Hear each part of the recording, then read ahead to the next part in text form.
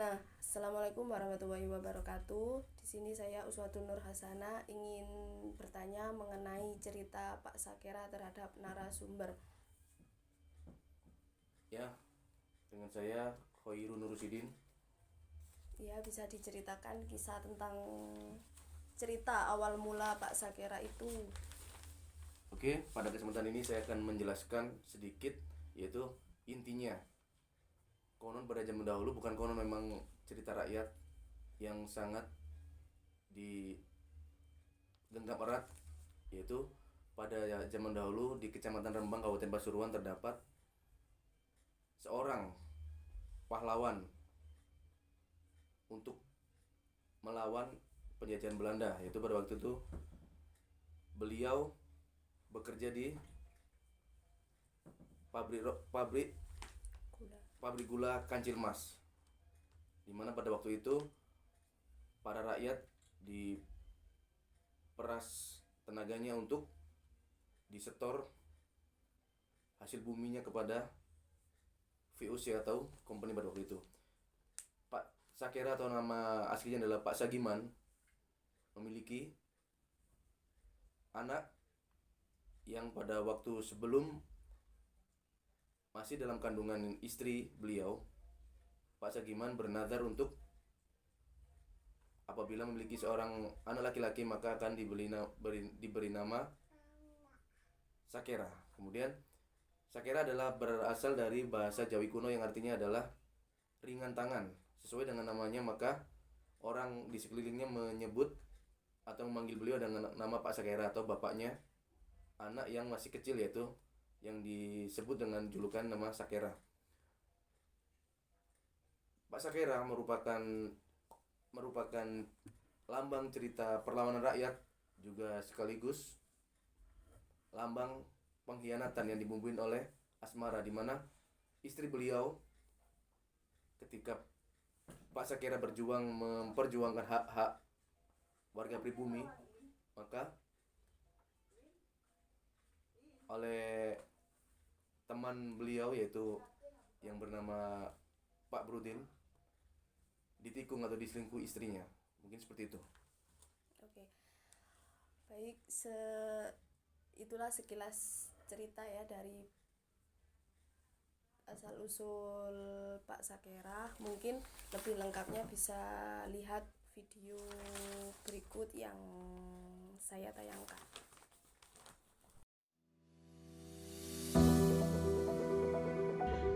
Dia bernama asli Sagiman, lahir di Kecamatan Rembang, Kabupaten Pasuruan. Sagiman hidup di tahun 1800-an atau awal abad 19 saat Indonesia masih dicengkeram penjajahan Belanda.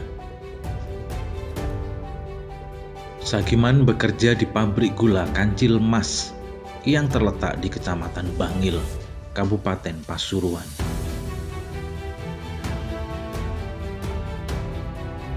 Saat masih menjadi buruh tebang tebu, istri Sagiman yaitu Leginten hamil.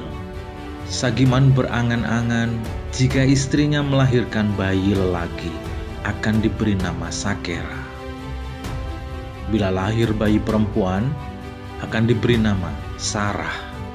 Leginten kemudian melahirkan bayi lelaki. Maka sebagaimana nazarnya, Sagiman kemudian menyematkan nama Sakera kepada putranya itu. Dalam bahasa Kawi, Sakera berarti ringan tangan, akrab, atau juga bisa berarti banyak teman.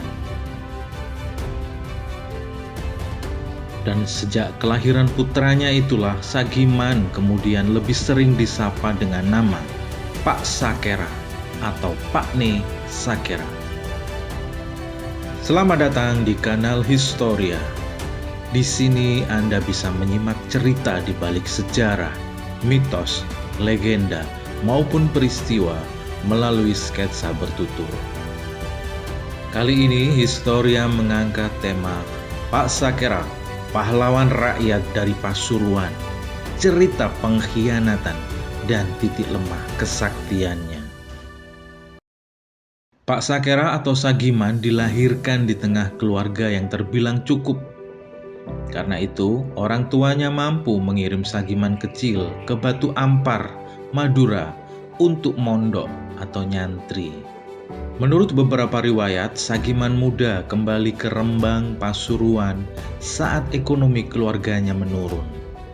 Sagiman kemudian bekerja sebagai buruh tebang tebu di pabrik gula Kancilmas. Dalam riwayat berikutnya menceritakan, Pak Sakera alias Sagiman sudah menjadi mandor di pabrik gula Kancilmas. Pak Sakera digambarkan tipikal sebagai sosok pria sangar, berkumis lebat, mengenakan udeng, berkaos loreng merah putih, dan membawa senjata bernama calok montong.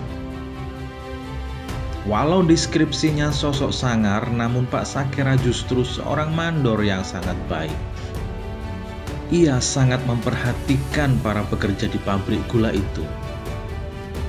Bila sampai terjadi bayaran buruh tebu dipotong, Pak Sakera langsung melawan. Pak Sakera memiliki 2 istri. Istri pertamanya bernama Leginten, sedangkan istri mudanya bernama Marlena. Sebagai mandor dengan 2 istri, Pak Sakera mulanya hidup tenang dan berkecukupan. Namun, jalan perjuangan yang dipilih Pak Sakera membuatnya dicap sebagai ekstremis, bromocorah, dan pembunuh oleh ante-ante Belanda. Jalan perjuangan Pak Sakera berawal ketika suatu saat musim giling tebu telah selesai. Pabrik gula membutuhkan lahan-lahan baru untuk ditanami tebu. Maka orang-orang Belanda yang memimpin pabrik gula itu berniat membeli lahan perkebunan yang ada di tengah rakyat, tetapi dengan harga semurah-murahnya. Agar keinginannya tercapai, pemimpin pabrik gula menggunakan cara licik. Mereka memanfaatkan seorang carik atau sekarang disebut sekretaris desa di Rembang. Carik diperintah mendapatkan lahan baru dalam waktu singkat dengan harga murah. Lalu sebagai imbalannya, Carik diiming-imingi kekayaan. Carik pun tergiur. Demi memperoleh kekayaan, Carik kemudian berusaha mendapatkan lahan baru untuk ditanami tebu. Carik tidak peduli meski harus menggunakan kekerasan terhadap rakyat sesama bangsanya. Dalam situasi inilah Pak Sakera tampil di jalan perjuangannya. Melihat ketidakadilan ini, Pak Sakera tergerak melawan. Pak Sakera selalu membela rakyat yang mendapat tekanan dan kekerasan dari Carik. Dengan begitu, usaha-usaha Carik mendapatkan lahan baru berkali-kali gagal. Carik akhirnya melaporkan perilaku Pak Sakera kepada orang-orang Belanda yang memimpin pabrik gula. Sontak saja pemimpin pabrik gula marah, kemudian memerintahkan agar Pak Sakera ditangkap. Pak Sakera akhirnya dipenjara oleh Belanda. Ada riwayat yang menyatakan Pak Sakera bersedia dipenjara demi menenangkan situasi. Dan setelah Pak Sakera dipenjara, pabrik gula mengangkat mandor baru yang lebih mudah diatur, dan tentulah seorang yang sangat penurut. Pada saat Pak Sakera dipenjara, Belanda merasa tenang. Pak Sakera pun juga merasakan ketenangan sesaat, sebab sebuah riwayat menyebutkan Belanda ada janji menjaga dan menanggung hidup keluarga Pak Sakera selama Pak Sakera dipenjara. Namun, ternyata Belanda ingkar janji. Di dalam penjara, Pak Sakera mendengar keluarganya terlantar. Lalu yang paling parah, Pak Sakera mendengar bahwa Barioh alias Brodin, saudaranya sendiri, memanfaatkan situasi di penjaranya Pak Sakera. Dengan memakai nama Pak Sakera, Brodin berbuat onar, bertindak sesukanya. Brodin main perempuan, berjudi, bahkan mencuri. Pak Sakera pun murka. Lalu dengan kesaktiannya, Pak Sakera keluar dari bui. Di luar penjara, Pak Sakera benar-benar mendapati keluarganya terlantar. Pak Sakera kemudian mendatangi pabrik gula dan membunuh kepala pabrik, Carik, dan lurah Rembang.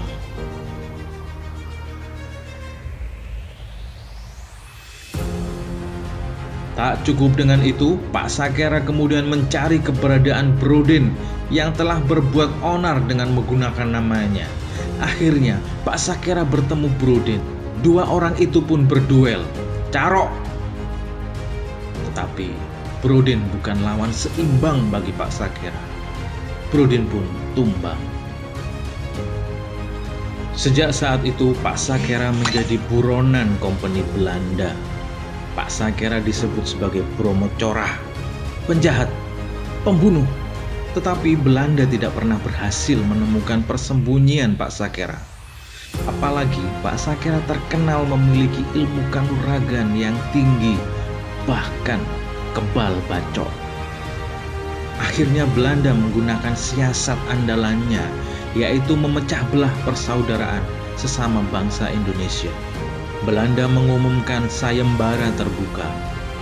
Siapa yang bisa menangkap dan mengalahkan Pak Sakera akan mendapat hadiah.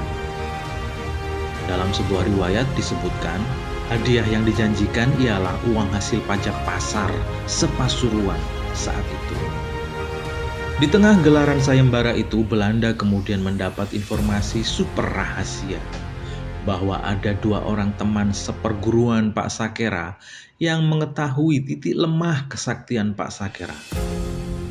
Dua orang seperguruan Pak Sakera itu adalah Asik dan Bakri. Tetapi riwayat lainnya menyebutkan bahwa sebenarnya Asik dan Bakri lah yang lebih dulu mendatangi Belanda. Keduanya tergiur dengan hadiah yang dijanjikan dalam sayembara. Karena itu, mereka kemudian berkhianat, bersekongkol dengan Belanda untuk menghabisi Pak Sakera. Dari Asik dan Bakri inilah Belanda jadi mengetahui kelemahan Pak Sakera, bahwa kesaktian Pak Sakera akan hilang bila terkena darah sapi. Di versi lain, ada yang menyebutkan bahwa bambu apus atau ilalang juga menjadi kelemahan Pak Sakera. Rencana jahat pun disusun. Di desa Tampung, kecamatan Rembang, digelar pentas tayu. Samirah, penari tayu paling terkenal saat itu, jadi bintang tamunya. Pak Sakera memang sangat gemar dengan seni tayub. Apalagi Samirah adalah penari tayub yang paling disenanginya. Maka tidak ada alasan bagi Pak Sakera untuk tidak nonton tayuban malam itu. Akhirnya malam itu Pak Sakera menampakkan diri di arena tayuban. Lalu salah satu teman seperguruannya, yaitu Asik, berpura-pura mengajak Pak Sakera memamerkan seni bela dirinya di arena tayub. Dengan alasan hanya eksebisi atau pertunjukan, Pak Sakera dilarang membawa senjatanya. Pak Sakera pun menurut. Dan saat berlaga di arena yang telah disiapkan itu, Pak Sakera jatuh ke sebuah tanah berlubang. Rupanya Belanda dan antek-anteknya sudah menyiapkan jebakan untuk Pak Sakera. Dalam lubang itu telah dilumuri darah sapi. Pak Sakera pun lemah. Dalam kondisi lemah, Pak Sakera kemudian diseret beramai-ramai dari desa Tampung, kecamatan Rembang, sampai ke alun-alun Bangil.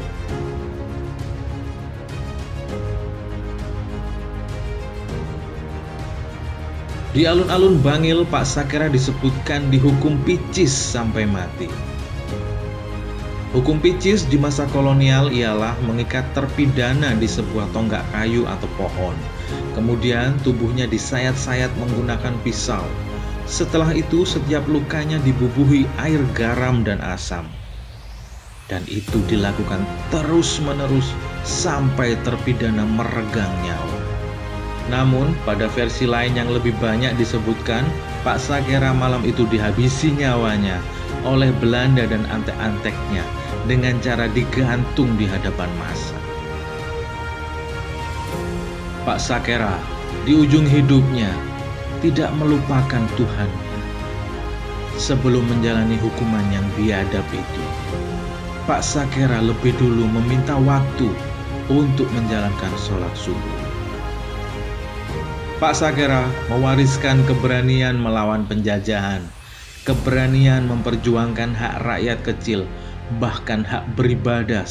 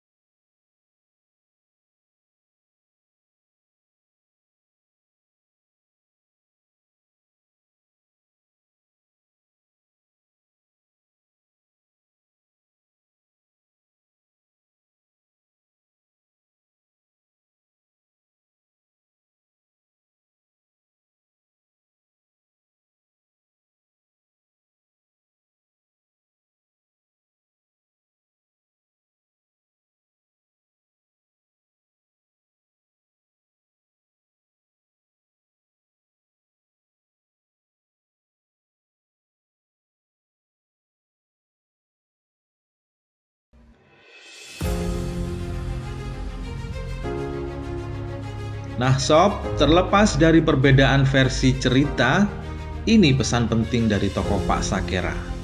Jangan cuma bisa mewarisi busana ala Pak Sakera, tapi teladani dan warisi juga keberanian dan semangat perjuangan Pak Sakera.